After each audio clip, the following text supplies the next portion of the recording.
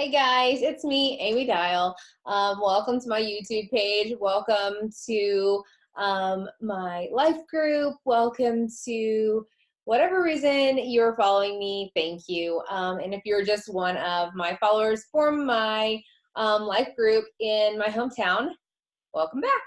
So here is the deal. So I've been teaching. We read a book called Everybody Always by Bob Goff, which is an amazing book, and I believe that everyone should pick it up, take some time and read it. But I read the book and then got inspired, and so I was inspired so much that I decided to take some key things out of the book of his and turn them into a part of my life group Bible studies that I do once a month. So this is, if you're stumbling on this, this is going to be called, this one's Multiply. And this one actually is the very last study that God kind of laid on me to teach. And so this one was called Multiply.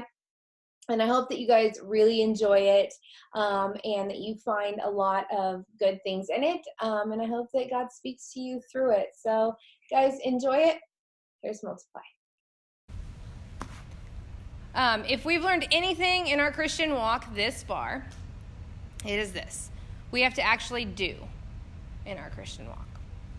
Like anything in life, we have to know the difference between learning about how to do something and actually taking a step to do it. Tonight we're diving deep into how we each will love everybody, always. We've been in training. Maybe you didn't know. I've been training you. You might not have even realized with all the activities I've given you, those were your basic trainings for what is next. So when we hear the word difficult, what comes to your mind?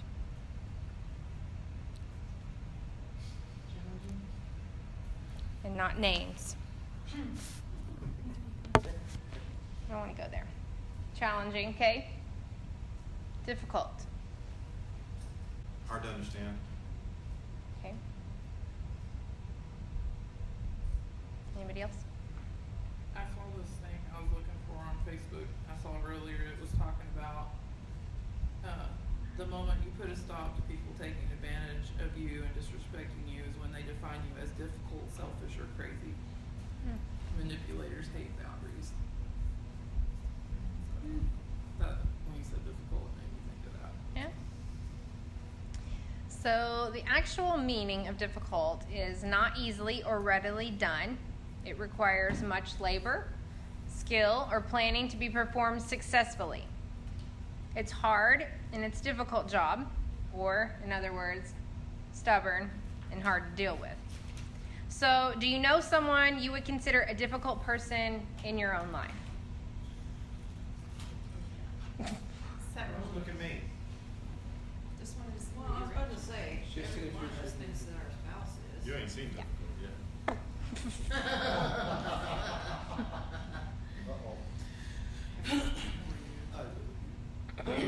So how do each of us respond to this idea of taking steps to love the difficult people in our own lives? How do you respond? With kindness and biting your tongue. That's good. Anybody want to add to that? Just avoid it. Avoid them? Okay. But being gone wasn't work. Many days we've been gone. We don't need Well, to know. I had to hear it again, so. As I turned my head and looked forward. Right?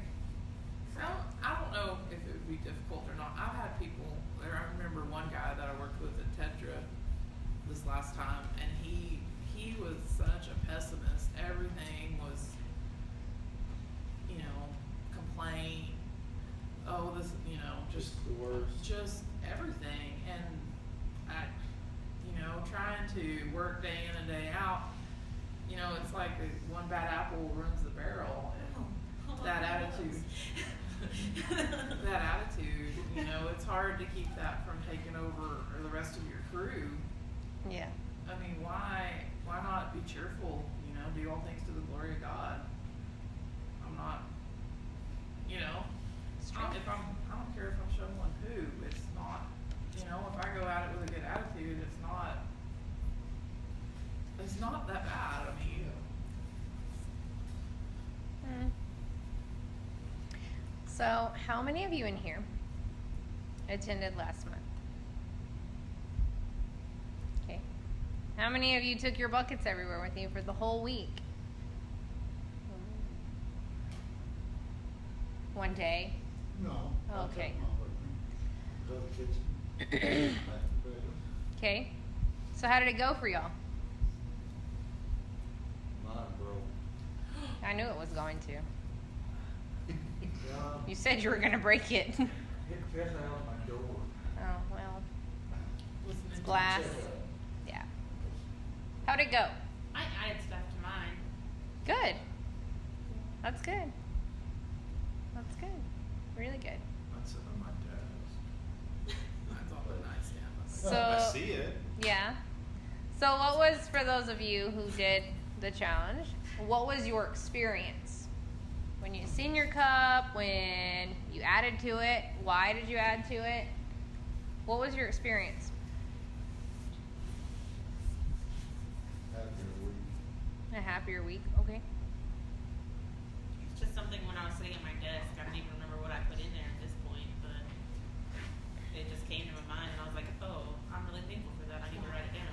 So Right. Okay. Did you learn anything about yourself and maybe about God? Did you learn anything about yourself?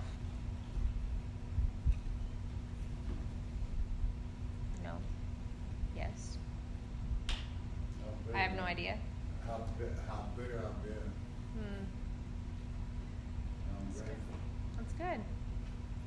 That's really good. For those of you who didn't attend last month, or maybe you just forgot, or whatever the case may be, our buckets were cups that I made. I mean, I didn't make the cups, but I made the cup as a bucket for a resemblance of a real bucket like the one in the book. So the whole point was to put things that instead of that you're filling with your bucket now that are negative, we took out the negative and we put in our positive. The things that we wanted to turn the negative into and turn them around into positive things, and try to go throughout the week remembering, kind of like Bob did in the book. He took his book everywhere just to remind himself that he needed patience. And it was a great reminder for him. And I think he started with a week and went on for like, I can't remember, I want to say like 6 months. I think he did just carry this huge bucket around. But that was the whole activity, was to see every time you seen your bucket, your cup, it just was your reminder. It was kind of a way for the cup to be God sitting next to you, reminding you of the good things that you put in instead of the negative. So, I need everybody to turn to Matthew 5, and we're going to read a little bit. We're going to look at verse 43, and we're going to read to 48. So does anybody want to read for me? Bueller? Oh. Okay. You have heard that it was said, "You shall love your neighbor and hate your enemy." But I say to you, love your enemies and pray for those who persecute you, so that you may be sons of your Father who is in heaven. For he makes his sun rise on the evil and the good, and sends rain on the just and the unjust. For if you love those who love you, what reward do you have? Do not even the tax collectors do the same? And if you greet only your brothers, what more are you doing than others? Do not even the Gentiles do the same? Therefore, you must be perfect as your heavenly Father is perfect. So, have you ever seen somebody you know, or maybe you're the person, love their enemy?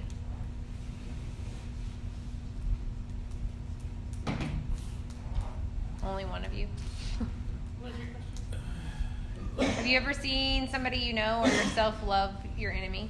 What we just read, Jesus tells his disciples to be perfect. What do you think it means to be perfect?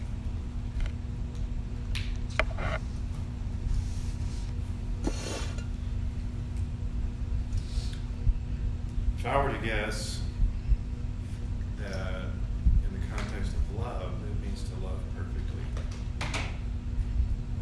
Just as a Father in heaven loves perfectly. Okay. I don't think it means necessarily, although this is, I'm sure, wrapped up in it to a degree. I don't think it means that we have to be, he's expecting us to be sinless, like perfect in a moral sense, but to be perfectly like the Father, what is the Father most of all? And that is, he's love. And so, again, in context, you've heard it say love your neighbor as yourself, but I say love your enemy. So I think that's kind of the context. That's good. Anybody else want to add? Oh, perfect. Here, I wrote myself. No. Okay. It's in Greek, teleios, something like that. It means brought to its end, completed, finished, mature, full grown. In context with this comparison with God, it means not lacking anything, complete in love, complete in Him. Okay. Good. That is good.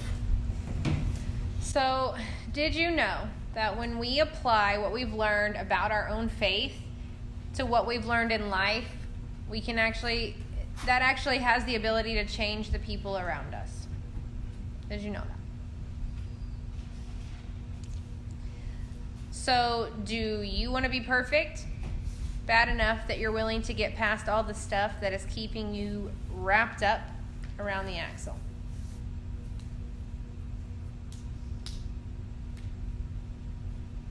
Do you want to be perfect?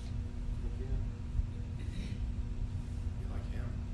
Yeah, exactly. So let's talk for a second about the difficult people in our own lives.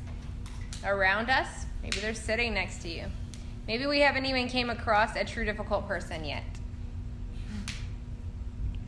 I always thought a difficult person was someone who was just hard to love.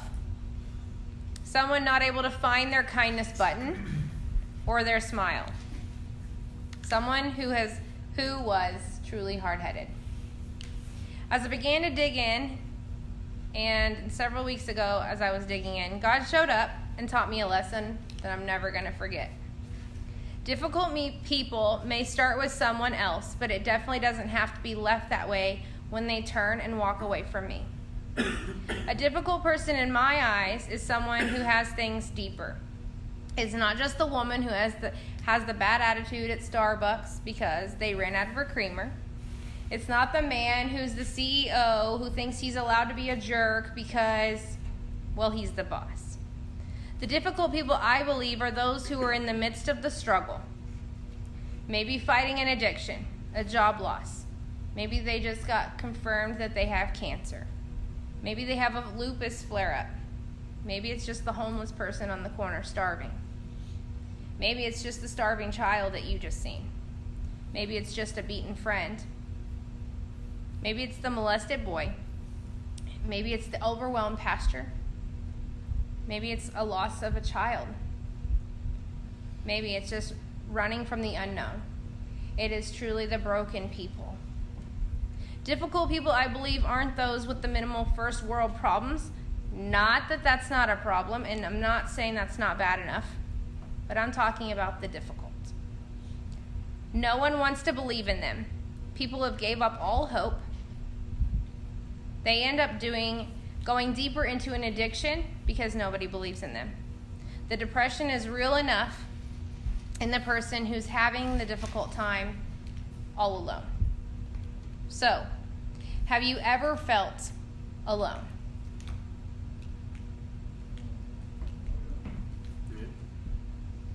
What is something you would say from that time you remember the most when you felt alone? Didn't matter who was there, you still felt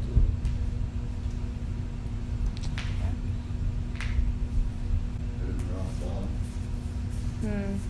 Hitting rock bottom. Yeah. Depressed. Yeah. What else? What do you remember the most? people who didn't call. Yeah, that's true.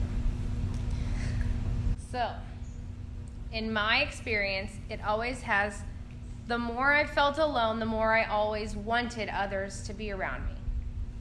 I wanted another human talking to me, hearing me out, but the further I fell into the alone, the further I fell away. In my own family, I was able to fall without anyone seeing me do this. Many of you have heard the edited version of my story. And now you're still going to hear the edited version, but I'm going to go a little deeper. I was sick, I was in pain, I was down, and I was depressed in 2014. After almost 3 years of a fight with no answers from doctors on what made me so ill that I was giving up all hope on myself. Prayer after prayer led me to a place of slow addiction that my family looked past. Heck, I did too. It led me to the one place I never dreamed I would go. I felt so alone that one night I tried to end it all. Listen, I was the difficult person. We all have at different times in our lives, but the truth of this whole book I'm writing and the book we're reading right now is that we have taken time to read. It's just that we need to love everybody always right where they are. As I sat with God a couple weeks ago, I began to realize the dreams and visions I had as a little girl were dreams of the future I would have. And that if I would have taken my life that night, something wouldn't have happened. And we're going to come back to that in just a little bit. So how many of you read the book and remember the story of the witch doctor Kabi? How many of us would say we've avoided the people that Jesus might have taken the time to engage with in our own lives?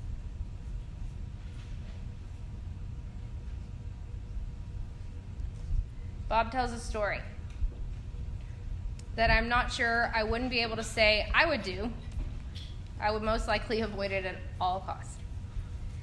Dr. Kabi isn't just the doctor. He's the witch doctor.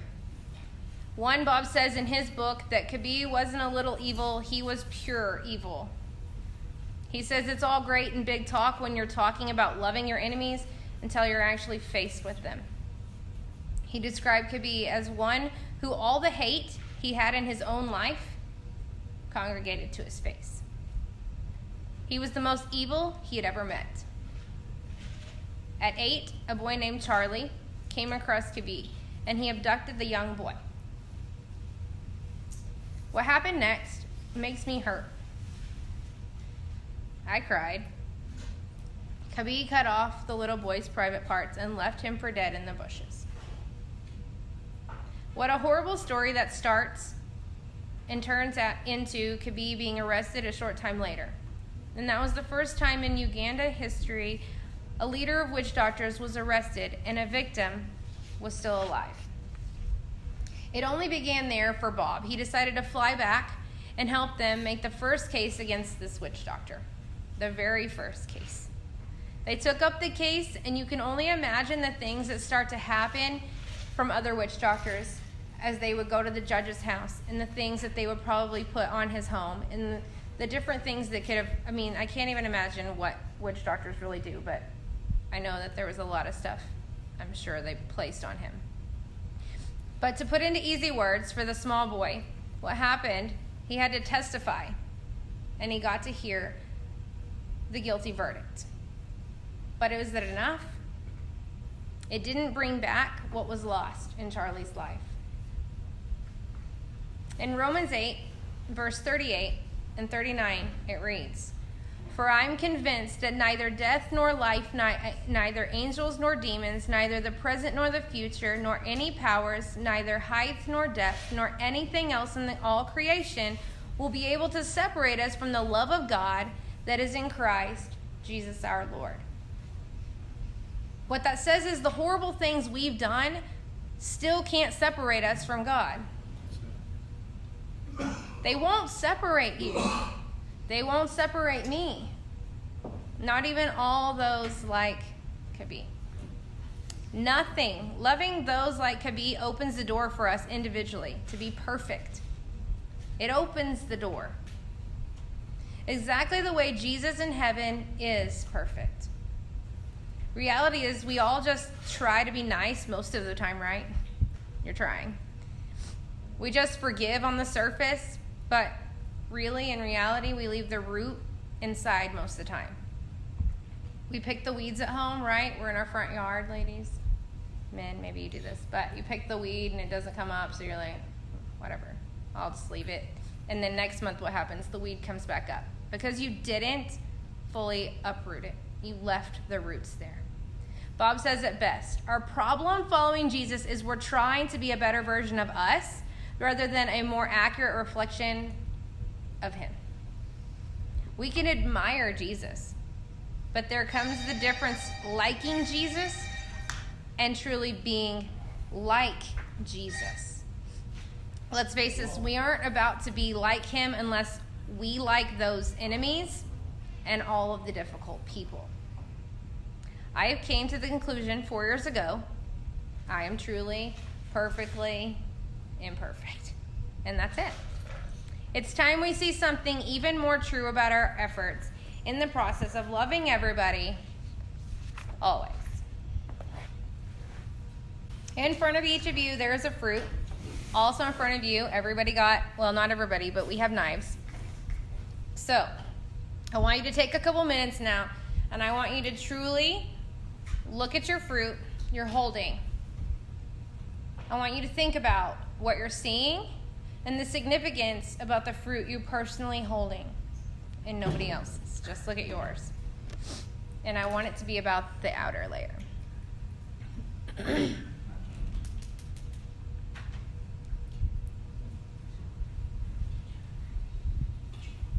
Okay, so what are you seeing? Everybody's going to have a different answer, so. Okay. What do you see? Okay. Okay. Yellow Okay. with green. Okay. Big. Okay. That's okay. What else do you see? Mine's got bruises and scars. Dimples. Okay. And mine's perfectly imperfect, by the way. Okay. Very good. You win. Kind of like me. Mine's got zits, Okay. blackheads. Just see an apple. That's okay. Blackheads. When we, so when we, Unique. yeah, it's unique. So when we think of those difficult people in our lives, those enemies, we have to remember we are and should be running towards a life of being like Jesus.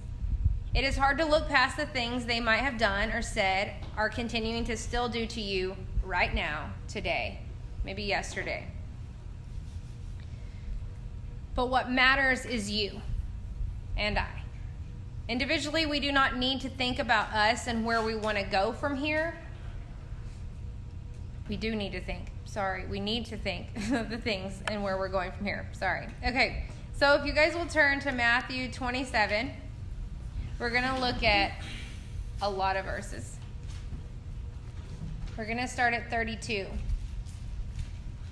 And we're going to read to 44. Here. As they were going out, they met a man, or I usually don't do this, but You're good. God's telling me to do it. So. Good, do it. Okay, you want to start over? Or just Keep going. carrying or.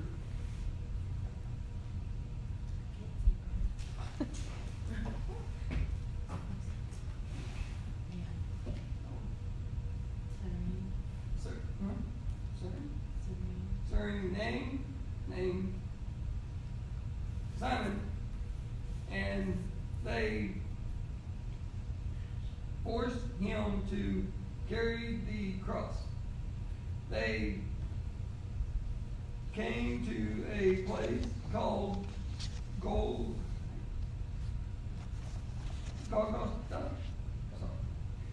which means a place of the skull.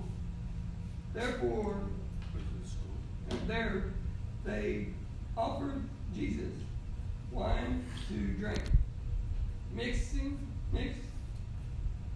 with gall. But after tasting it, he refused to drink it. When they had crucified him, they divided up his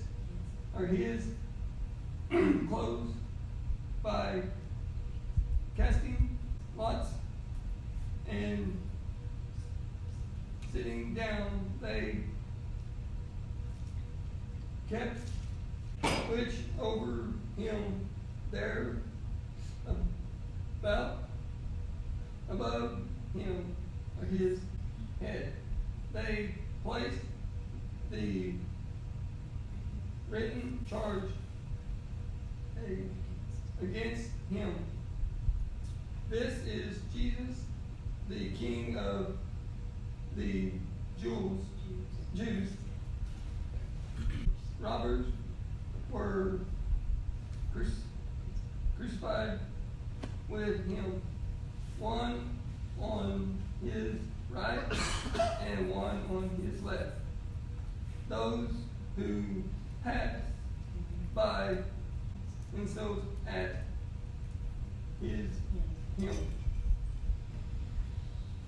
shaking their heads and saying, "You who are going to destroy the temple and build it in 3 days, save yourself. Come down from the cross if you are the Son of God." In the same way, the chief priest, the teacher of the law, and the elders mocked him. He saved others, they said, but he can't save himself.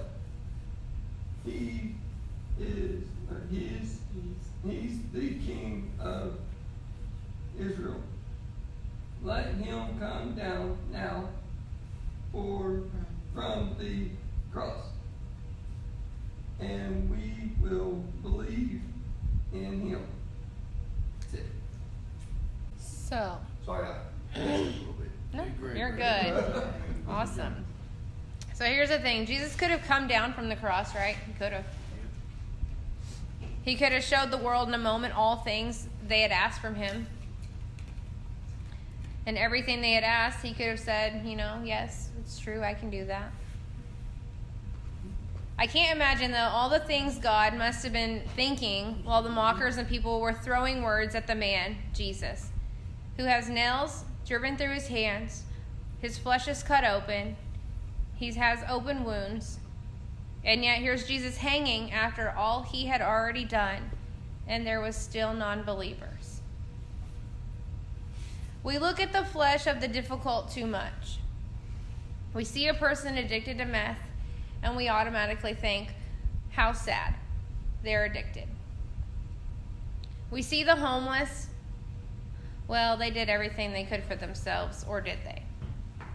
We say that. So we look at the person hurting as with words of unkindness, sometimes cussing at us, and think, what a horrible person. I hate them, and I hate what they do. For me, my family looked at the flesh of me, the fake smile I was so good at that nobody even realized what was inside.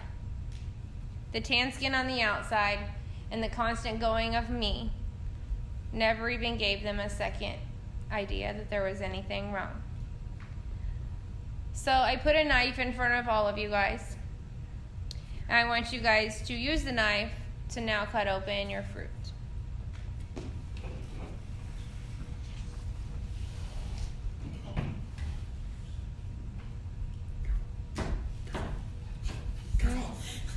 The main things I want you guys to think about, again, is what do you see? What is significant to you?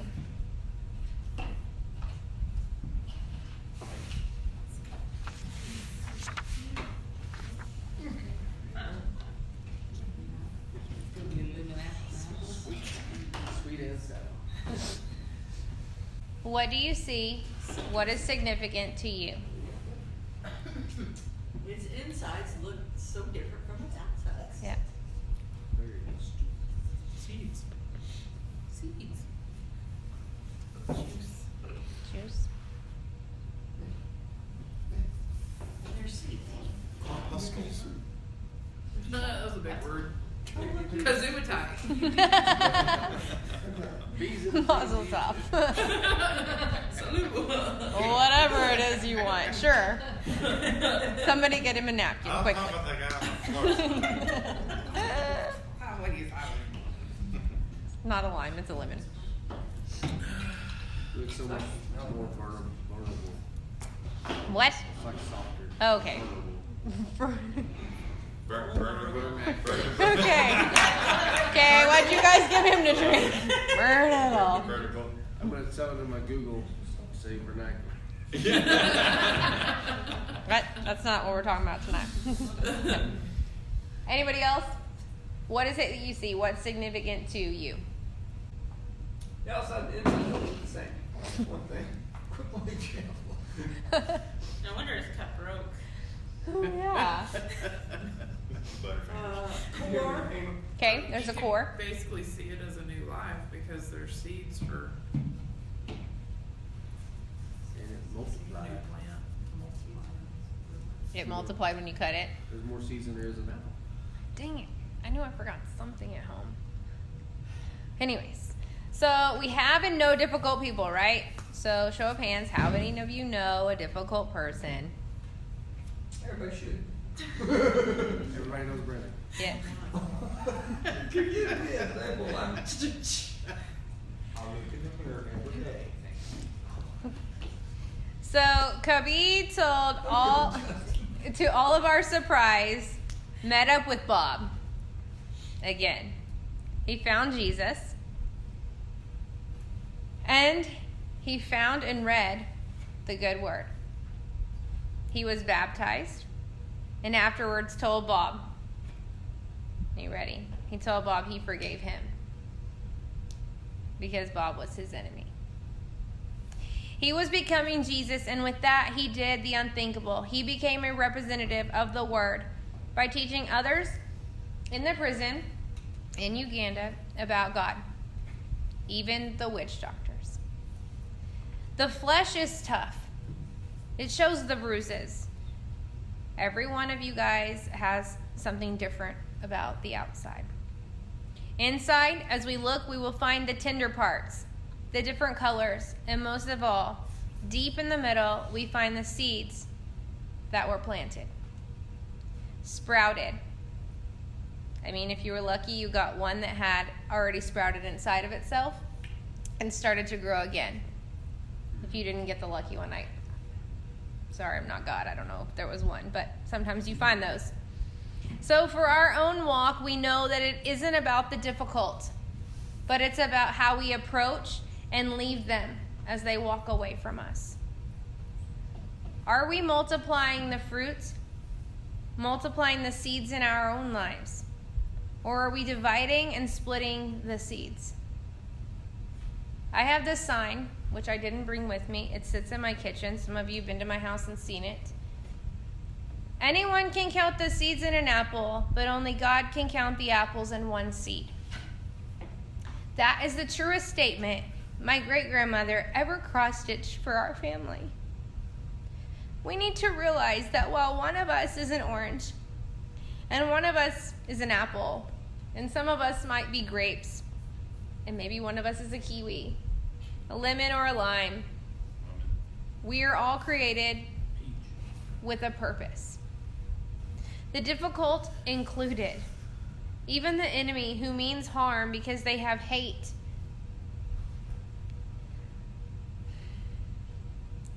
It's that we have to be like Jesus, to love everybody, always. Because the face shows hate. Nobody wants to live like that, especially when they find the love of Jesus. And it's time that we multiply. We multiply in our lives and in the lives of the difficult, the hard-headed, and our enemies. You might not see it in your own time, what you are doing by being like Jesus now, but someone at some point will see the seed sprouts and even be multiplied in more seeds of the next. All seeds and all fruit don't look the same. They aren't going to feel the same. But the part we can guarantee is that we are all from the same God. If I would have taken my life all those years ago, the seeds planted by the pastors, my Sunday school leaders, the sitters I had like Sherry Talley, Dolly Mitchell, Christina Hadaway, and many more, my mom and my dad especially, who took me in to love me like their own. Even Jesus, every day. Those seeds by so many would have been divided. They wouldn't have multiplied. And I wouldn't be sitting here. No sprouts, nothing. So what are you going to do from this graduation time we're having in Everybody Always? Are you going to divide? Or are you going to leave and start multiplying in other people? Are you going to be like Jesus? Yes. That's it.